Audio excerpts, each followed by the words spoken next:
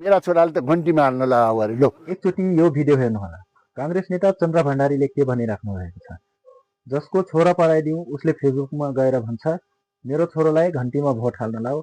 जसको छोरा पढाइदिउँ विदेश जाने बनाइदिउँ उसले भन्छ। अनि काङ्ग्रेस सुध्रेर आएको छ भन्नुभएको छ। काङ्ग्रेस जति सुध्रे पनि, एमाले जति सुध्रे पनि, माओवादी जति सुध्रे पनि यिनीहरूबाट देश अब बन्दैन। यतिका वर्षसम्म देश बनाउन नसक्ने अहिले के बनाउँछन् र यिनीहरू देश? भन्छन् नि कुकुरको पुच्छरलाई 12 वर्षसम्म ढुङ्गामा राखे पनि बाङ्गोको बाङ्गै हुन्छ। त्यस्तै यिनीहरू पनि अब सिधा कहिले हुनेवाला छैन। बाँकी तपाईँहरू आफ्नो प्रतिक्रिया लाइक, कमेन्ट र सब्सक्राइब गर्नुहोला।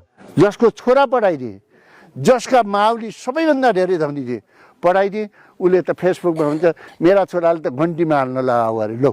जसको पढाएर विदेश जाने गराइदिए उसले भन्नु अरे। यस्तो पनि सुन्नुपर्छ कि यो समाज अर्कैतिर गएको छ। मोह माया सम्बन्ध भन्दा फरक गएको छ के।